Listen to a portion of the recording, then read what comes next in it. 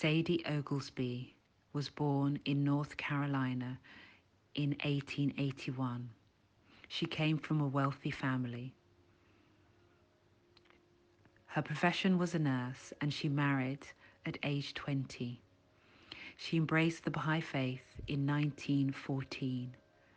Sadie recognized that the peace and tranquility of the world depended on racial harmony. She was elected to the Boston Baha'i Local Spiritual Assembly that governed the affairs of the community, and this assembly was integrated by 1935, largely due to the work of Sadie.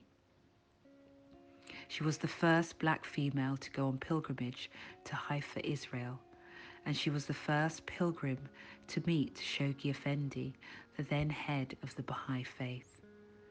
Through the formidable work of Sadie and others, there was a much more diverse Baha'i community, all striving for the elimination of racial prejudice throughout the world.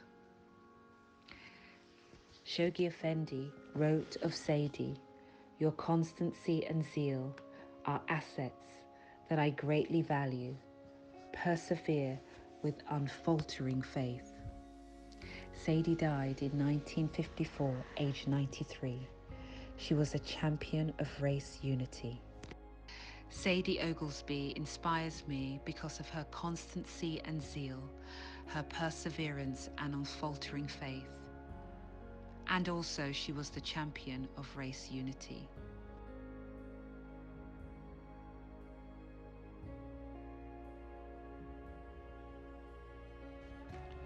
Dorothy Chang was born on 23rd of February 1893 in Virginia.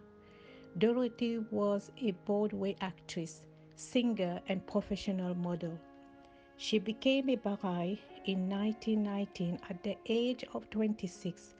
She loved the faith so much that she gave up her profession to teach the faith.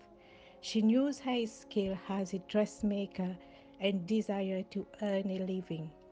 Dorothy was the first black member of the local spiritual assembly of New York City. From 1926 to 1929, both Dorothy and Keith Ransom held one of the first interracial fireside in the city, and in 1954.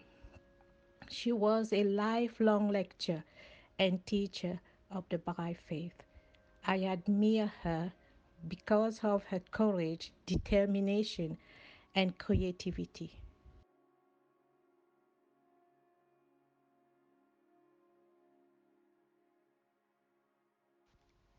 One of the most remarkable individuals whose entire life was dedicated to advocating racial and gender equality was Dr. Helen Elsie Austin. There's a story from her childhood where her teacher reads from a textbook that the black race has made no significant contribution to advancing civilizations and had been created to be subservient to the white race. Now, Elsie was one of only 2 black children in this classroom of all white students. And as you can imagine, all eyes were on her and this other child, and some children started laughing at her. But instead of sitting in silence, Elsie drew on all her courage and spoke out, speaking of the many great contributions that black people have made over time. Later on, when Elsie recounted this incident, she said that if she had not spoken out, imagine the prejudice and hostility that would have been implanted in the minds and actions of those children.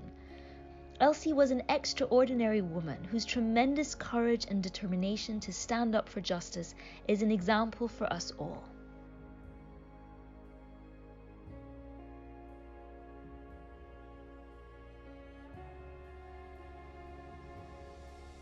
I've been privileged to meet through the raceunity.us oral history project quite a number of Baha'is of African descent, any one of whom you could say were heroic.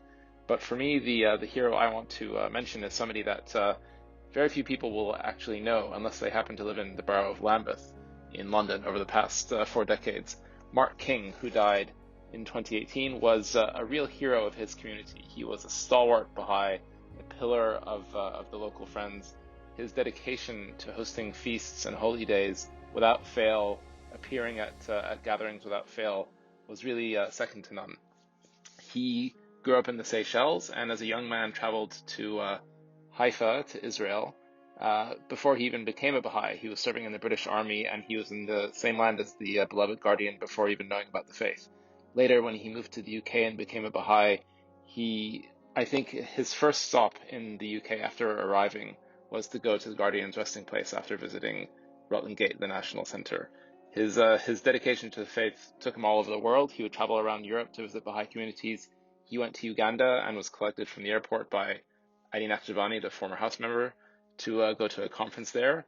And really, he is an example for the Lambeth community and will be for a long time to come. Mark King, my hero.